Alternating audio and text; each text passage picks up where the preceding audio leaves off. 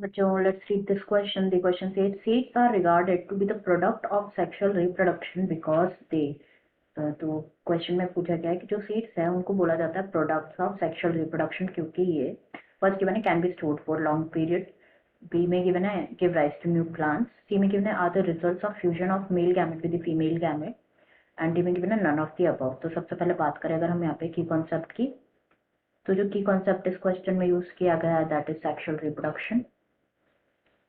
Sexual reproduction, तो sexual reproduction जो है एक मोड होता है रिप्रोडक्शन का जिसमें क्या होता है जो ऑफस्प्रिंग होती है, ऑफस्प्रिंग वो प्रोड्यूस होती है, फॉर्म होती है due to fusion of male and female gamete and female gamete. और सेक्सुअल रिप्रोडक्शन में बेसिकली होता क्या है, गैमेट इन्वॉल्व होते हैं एंड ये जो फ्यूजन होता है मेल एंड फीमेल गैमेट का, इस प्रोसेस को बोला जाता है fertilisation. This process is known as fertilisation. तो जो पोस्ट फर्टिलाइजेशन होता है मतलब after the fusion of male and female gamete, जो ओव्यूल होते हैं, जो ओव्यूल्स होता है वो क्या करते हैं, वो मैच्योर होता है इनटू सीड्स जो कि एनक्लोज होते हैं, जो कि एनक्लोज करते हैं the growing embryo within themselves, which encloses the growing embryo with in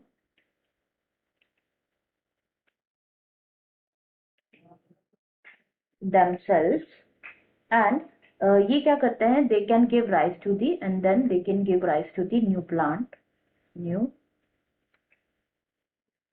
plant.